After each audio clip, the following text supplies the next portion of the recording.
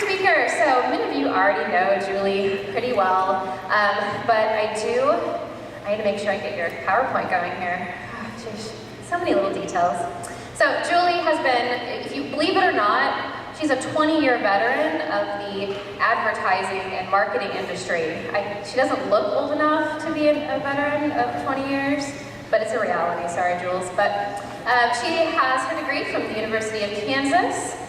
She owns her own business as she is a copywriter and a professional proofreader. She's responsible for all of the copy that you see with Oasis stuff. If it sounds and looks good, it's because of Julie, not because of me. If it looks bad, it sounds bad, it's probably because of me. So just know that. She is the founder and president of Freelance Exchange of Kansas City, which is a professional trade organization for those who are self-employed in the advertising and marketing industry, and also serve as a local resource for businesses and ad agencies around the city, and that's been very successful. She's also sought after from local media as a voice for local freelancers, and was recently on our NPR affiliate, KCUR. And she, of course, was on our founding team to start Oasis and helped make this all a reality as well. So let's give a really great warm welcome to our own Julie Cortés.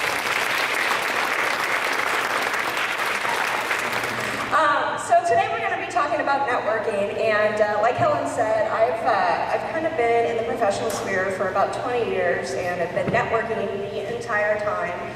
So I'm going to give you some tips and tricks about what I've learned through my own personal journey, what works and what doesn't work. I've also done a lot of research on the subject, so hopefully I can impart some of that wisdom with you, so you can learn a thing or two.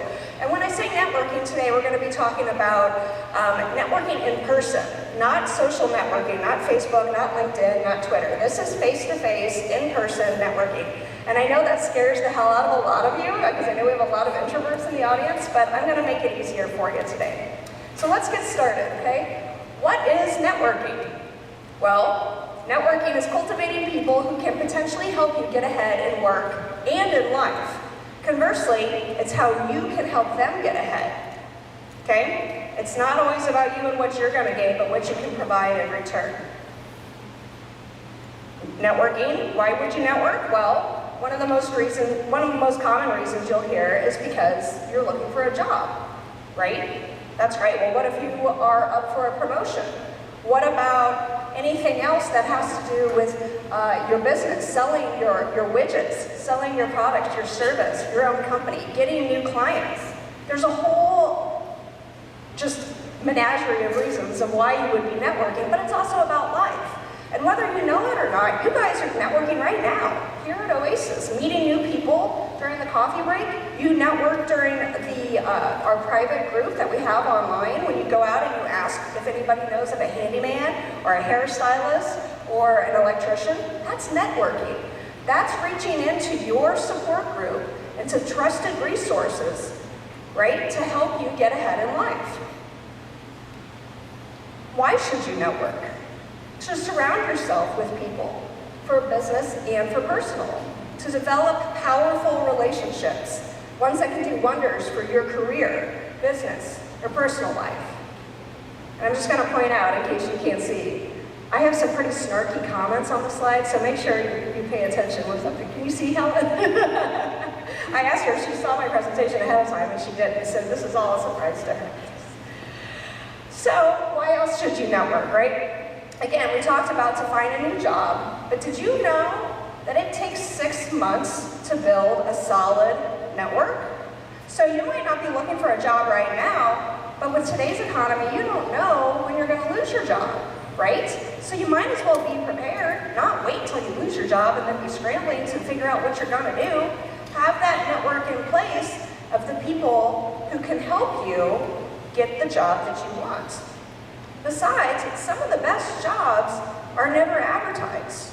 So you might just be out at a happy hour saying, oh, well, you know, I'm an accountant and I'm looking for a job and I can't find anything. And Joe Blow, who you just met, says, oh, that's funny you should mention that. My wife's company was just saying that they were looking for an accountant and they had no idea where to even start looking. Guess what? You're networking. Your work life is built on relationships. And whether you like it or not, you've got to get out there and make one-on-one connections. I know it's a necessary evil for both work and life. And I'm trying to keep in mind, again, we have a lot of introverts in this group, and I'm keeping you in mind when I'm saying these things, okay? So you want to be prepared. And the best way to network, obviously, is to be prepared so you have confidence. You want to have tools in your toolkit. This networking isn't about going to events and just willy-nilly handing out business cards or taking business cards. It's about making connections. But you should definitely have business cards in your toolkit, for sure. And when I say business cards, and when I say events, have them on you at all times. Not just when you're going to networking events.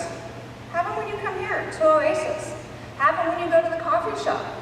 When you go out on the town with your husband or wife or with your girlfriends, whatever the case may be. Take them wherever you go. Always have them on you because you never know when you can strike up a conversation and be able to share information and get your name and contact information across immediately. I take my cards everywhere. Everybody laughs at me. To the pool, to the beach, you know, everywhere. I had them last night at Mark and Cheryl's. I just handed one out this morning.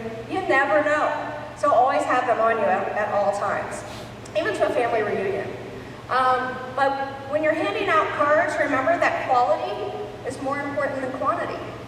Again, it's not about the numbers and how many cards you pass out. It's about how many powerful connections you're making. People who can help you, people you can help in return. One of my favorite tricks when going to a networking event is liquid encouragement. Okay? Yay! I cannot say in good faith, especially since I am on the board of Oasis, that I am encouraging you to drink. Okay? So take that for what it's worth. However, that's something that helps me loosen up. Am I an extrovert? Absolutely. But if I walk into a room with people I don't know, you know, yeah, that's a little scary. Get a glass of wine.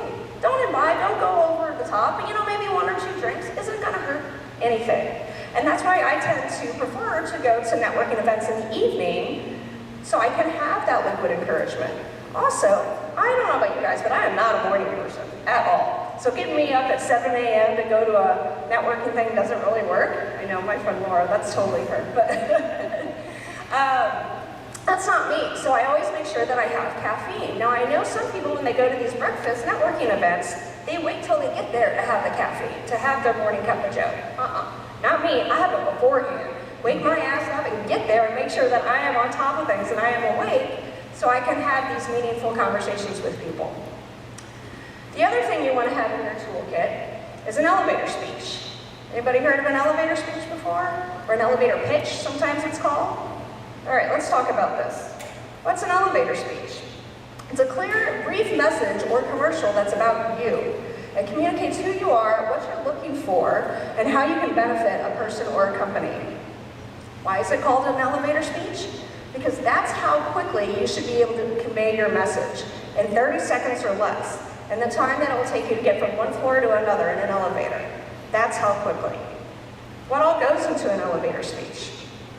The most important thing to remember is that, again, it's not all about you.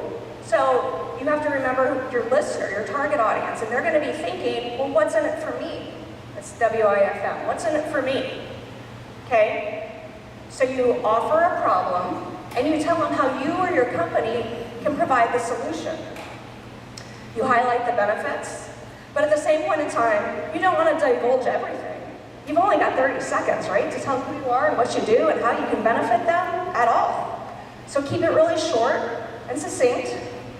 Right? You want to kiss it. Everybody know a kiss? Keep it simple, stupid. Right? You remember that? Kiss it. Keep it really simple. Leave them wanting more, and that will open up for questions later and to get the conversation going. Okay, you definitely want to keep it conversational and natural. Obviously, you want to practice this ahead of time, for sure. And remember that don't do a hard sell. Nobody likes a hard sell whatsoever. It's too much pressure whatsoever. But when you're done with your elevator speech, ask them what they do in return. Give them an opportunity to share their elevator speech, and then listen for cues. You know, okay, so you guys all know I'm in advertising now. I run my own business. I'm on the creative side. So I meet Joe Blow at this happy hour, and he tells me he sells widgets. And I'm thinking, okay, fantastic. So Joe, do you have a marketing department? Well, no, we don't. Well, who does your advertising for you? Gosh, we really don't have anybody who does advertising for us. Well, Joe, how are you going to sell your widgets? Tell you what, I can help you out. Here's my card. Let's go for lunch on Monday. Okay? It's pretty easy. That's what networking is all about. Listening for cues, listening to how you can help them and benefit them. Okay? But what else is it going to include? Again, it's not just who you are and what you do, but you also have to remember that when you meet people, they might not be able to help you out right now, but they very well might be able to help you out in the future. So if Joe doesn't have a budget right now to give me any work, okay, maybe 6 months from now he will. Maybe he'll remember me when he's talking to a family member who needs advertising help. They become your biggest cheerleaders. I know I've got one of my biggest cheerleaders in the audience today. Where's Dean? Dean right there. So Dean and I met at a networking event a long time ago, and he is now one of my biggest cheerleaders. And I know for a fact that he goes out and he spreads the good word about Julie Cortés and the Freelance Exchange. Thank you. I love you for that. But see, it's all about their relationship and those connections. And you know what? I know what Dean does. Dean is a life coach, and I knew he would be an excellent speaker for Oasis. So he's come to speak for us before, and I know he's coming again here later this year, right? Hopefully. Okay. Anyway, again, it's about relationship building and figuring out where you can help them and they can help you. So remember, even if they can't help you right now, the connection is never wasted, even if there's no immediate transaction. So how do you network? Is it just as simple as going up to somebody and introducing yourself, starting conversations with them? And you stay in one spot the entire time? You work the room. You meet as many people as you possibly can, but also remembering that it's about quality. So you want to meet the quality connections. So let's figure out how you're going to network and what you're going to do. First of all, you want to decide where you want to go. You're going to determine the event and when it is, who's hosting it. You're going to do some research, okay? You're going to decide, okay, what industry is putting this on? What do I know about this industry? Who's going to be there? Take a look at the guest list. Do you know anybody? Is there anybody you want to meet? Do your research in advance. You go in prepared. Set goals for yourself. Maybe it's you want to make 5 good connections. Okay, so if you get stuck talking to one person and you know there's only 30 minutes left, it's time to break free and go meet some more people. So make sure you have your cards on hand, make sure you have 5 quality conversations. Now here's one of my favorite tricks when it comes to networking, is to take a buddy. Take a buddy with me. Again, yes, I'm extroverted. Yes, it's not hard for me to go up and meet people. However, I like taking a networking buddy, so I'm not walking in alone. Already, I've got that confidence. I've got a friend here. It's not so scary. But even like the larger networking events, we can divide and conquer the room. So my friend Darren and I tend to go to a lot of Chamber of Commerce events, happy hours, and there's, hundreds of people there. And we will literally divide and conquer the room. I'll take the right side, he takes the left side, and then we circle back around in the middle, which is great because, hey, I don't have anybody to talk to right now. Hey, there's Darren. It's a nice, friendly face to see. And then chat about, who else you met. And then maybe I can say, hey, Darren, there's somebody over there who I think would really be good for your company. And conversely, he'll say the same thing. Hey, did you meet my friend? I just ran into my friend who's over here, and I think that he could use your services. So now you've got a second person working the room for you, which is fantastic. So if you have a buddy, take a buddy. If you don't have a buddy, we'll find you one. So, okay. So let's talk about icebreakers. How do you seek other people out and start conversations? Watch this. Hi, my name's Julie. What do you do? I try to avoid work. Wow, okay, well that's an awesome elevator speech. I guess I won't see you out on the networking scene. But it's pretty easy, right? And as an extrovert, what I found, here's another trick for you extroverts anyway, and I'll get to you introverts in a minute. But what I like to do is to find the people who are standing in the corner, the people who are obvious introverts, who are looking at their phones, who seem uncomfortable, and they're not talking to anybody, and they're just waiting for somebody to come up to them. That's me. I totally seek them out because I know that I'm going to be a welcome presence. They're going to want to talk to me. So then I'll have their captive attention. They'll be a captive audience, and I can tell them all about what I do. I can listen to them and hear about all they do. And then I can bring them into the fold. If I've been in another group, hey, Jim, come on over. You need to meet these guys, kind of thing. And it's just something that works for everybody. So tip for the extroverts, seek out the introverted people, pull them in, not only for their benefit, but for yours as well. Okay, what else can you use? Anything. And obviously, these examples can help you not only in business, but also in personal settings. They're really simple icebreakers. Helen, I love your shoes. Where did you get those? Oh my gosh, the weather is just so horrible today, What's up with all this rain? Do you live or work near here? Or what do you think about today's presentation? Is Cortés full of shit or what? There's all sorts of different things you can use. And, it's just up to you. The more practice you have, the easier it gets, quite honestly. But one thing you really want to be cognizant of is body language, okay? So I'm going to show you some examples here in a minute, but you want to pay attention to your own body language as well as that of others. Why? Because body language speaks volumes. More than words, more than tone of voice. Here's some good and bad body language. Let me show you an example of bad body language.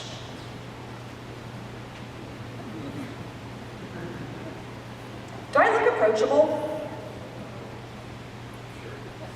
Who wants to come talk to me? Anybody? All right. Now what if I'm sitting there? Do I look more approachable now? Yeah?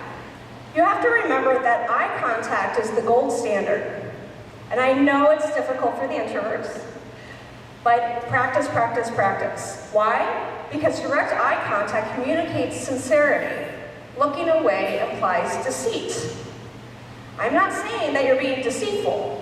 I'm saying it implies deceit. If you can't look somebody in the eye, they are less likely to trust you. Just saying.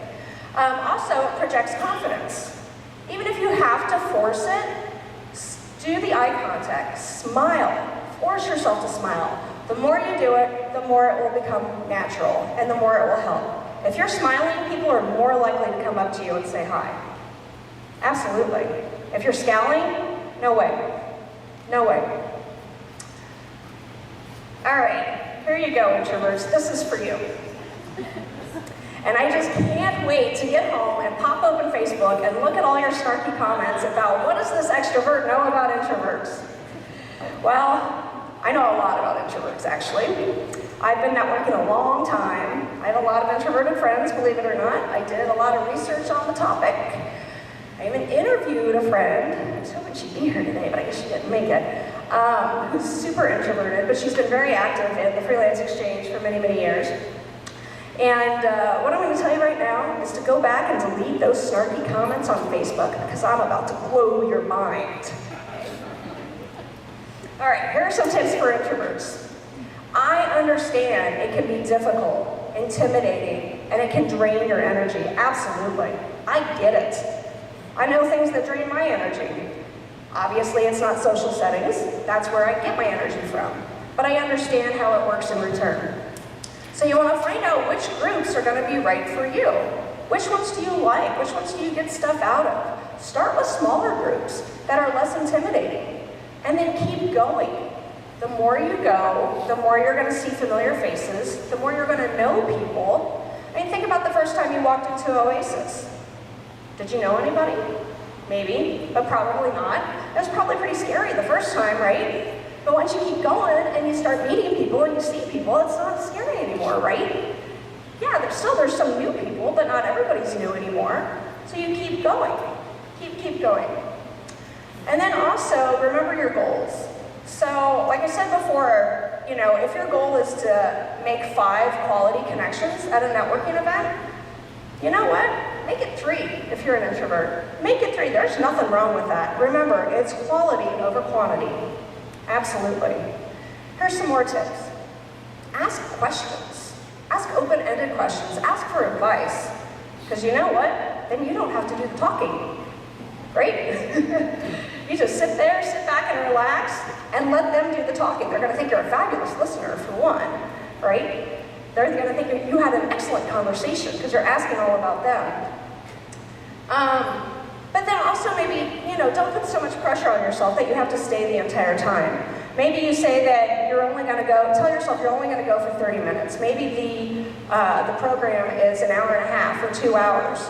Okay, so tell yourself you only have to go for 30 minutes, then it's less intimidating. And then once you get there, if you're having a great time, by all means, stay.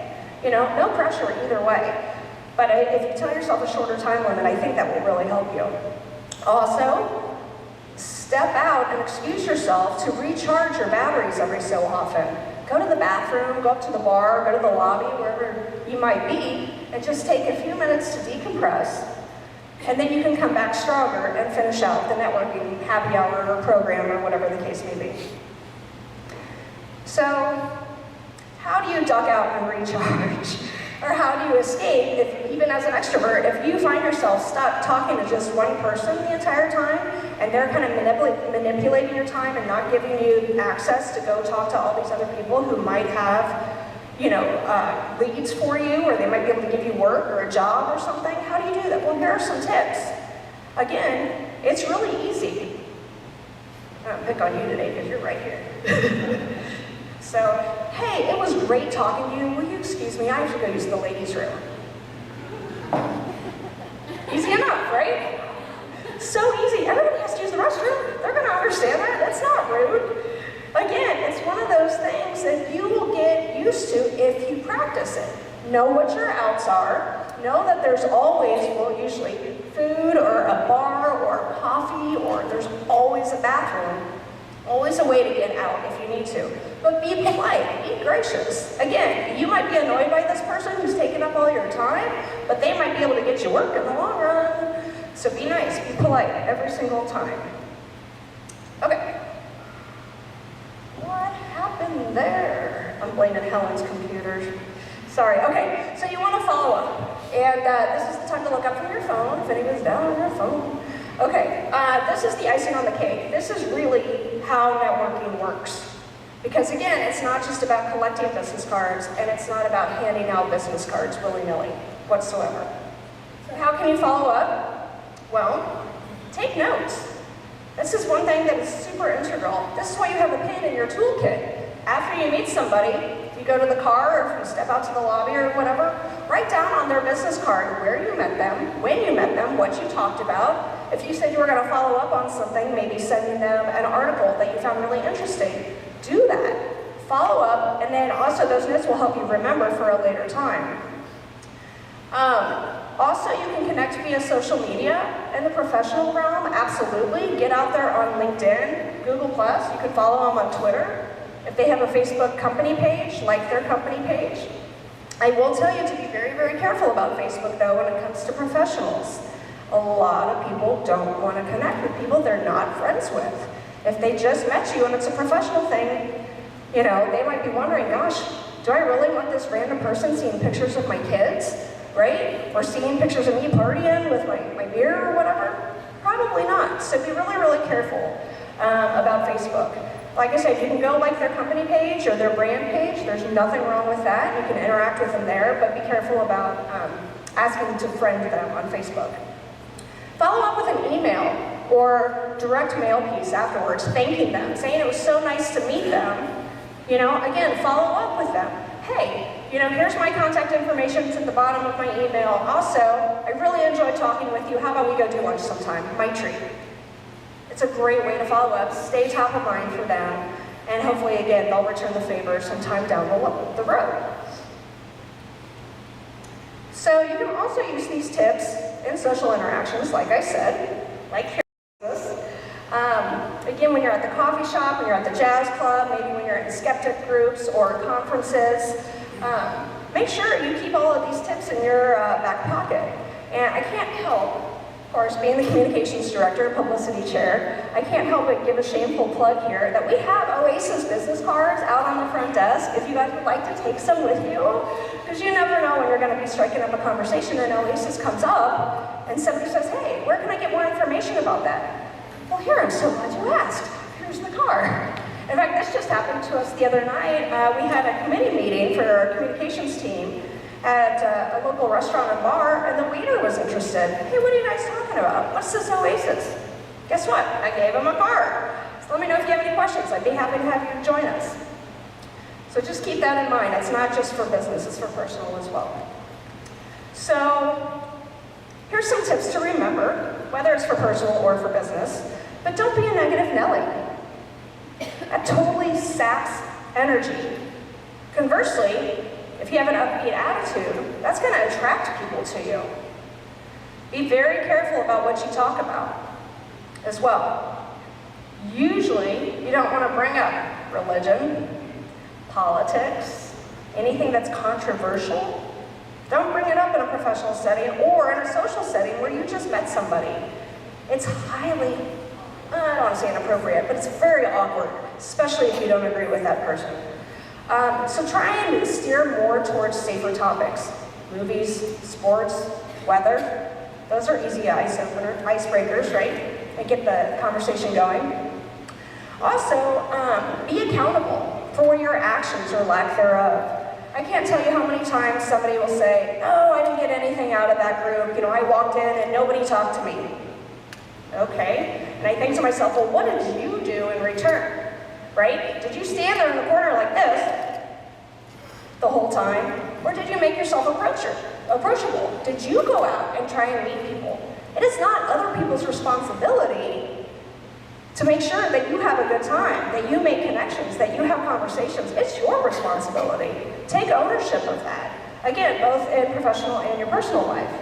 Absolutely. And of course, last but not least, smile. It's not going to kill you. It's not going to break your face. Put a smile on. Thank you for smiling. I appreciate that. But that's really going to help you. Just remember to consider unique opportunities. Anywhere and everywhere, have your cards on you, have Oasis cards on you. We will appreciate it. All right, I will entertain comments later after the show, but right now I will entertain any questions if anybody has any. Thank you, Brian. So let's say you're so obviously I'm also in the advertising and marketing world. Obviously. And it can get really, and obviously you would know that it can get really overbearing when you have a lot of work going on. So what is your tip when you're having to follow up with someone who is busy, so therefore you send them an email, a follow-up letter, and then you don't hear something back? How many times do you follow up before you're like, that's a lot of cost? Okay, so the question is, what do you do if you follow up with somebody after a networking event, but they are just slammed and they're too busy to get back to you right now?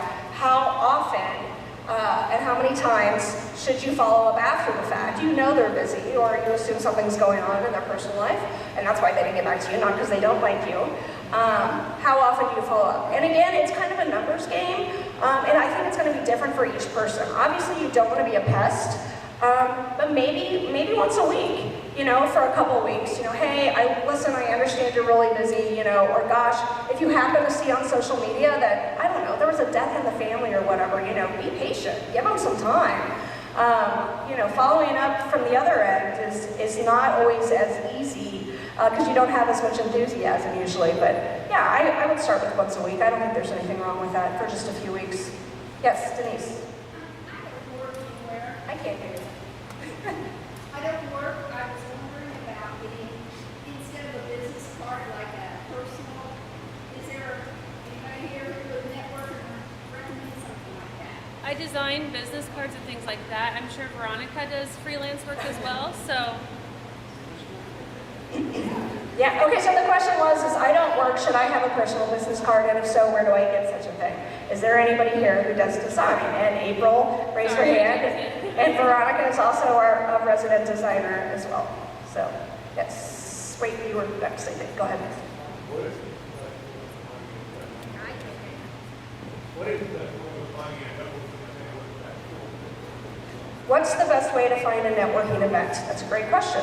I think it depends on what your end-all be-all goal is going to be. I personally prefer advertising events. There are 12 advertising and marketing clubs in town, professional trade organizations, and I like going there because I know that there are marketing directors and creative directors there who could potentially give me work. But I also like going to the Chamber of Commerce events as well because there's business owners who can give me work there. So I think it depends on your industry and what your end-all be-all goal is.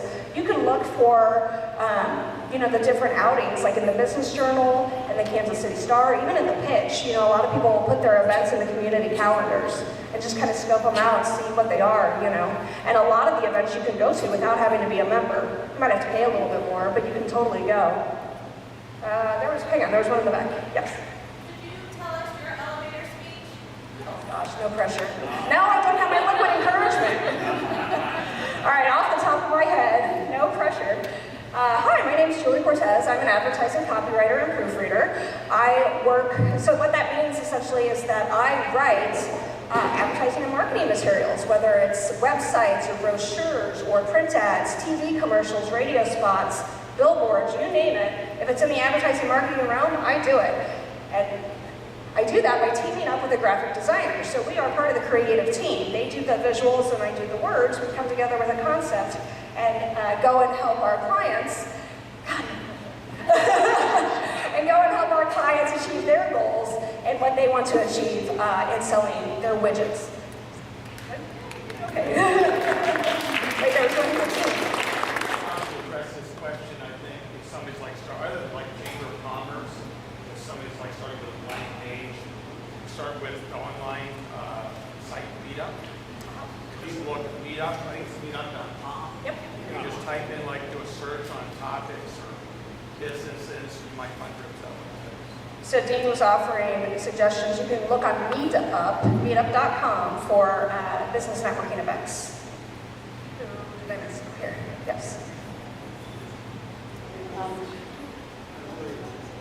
Okay, so long-winded question. So what do you do when you have somebody who is trying to sell you something and they only have one end-all be-all goal in mind, and that's essentially the sale? And he's saying, wouldn't it be better to focus on the relationship and focus on making a new friend or a new counterpart? Is that right? Yeah, I'd happen to agree with you. I mean, I know when I go to these networking events, not everybody is going to be eligible, or my right target audience to give me business for my business. I understand that. Yeah, absolutely. But I wouldn't turn down talking to somebody like that either, because again, you just don't know what kind of connections they have, and I feel like it just expands your networking even more. Yeah, I would focus on the friendships, absolutely. But when I say make it your goal, of course, when you go to these networking events, you have a goal in mind. You want business, you want a job, you just want to get out of the house, whatever the case may be. But in the long run, it's about making relationships. Who else? Yes. Do you have any advice for networking when you have a job where you can't go into the details, whether it's legal confidentiality, medical, corporate? How do you avoid turning people off with the details you can't say? You can't say? Okay, so the question is when you're out networking and you're looking for a job, how do you be really careful about proprietary information and things that you can't say? That's an excellent question, and sometimes you just have to flat out say that. I would really love to talk to you about this, but I'm kind of prohibited because of XYZ clause or disclaimer or whatever confidentiality agreement that you sign.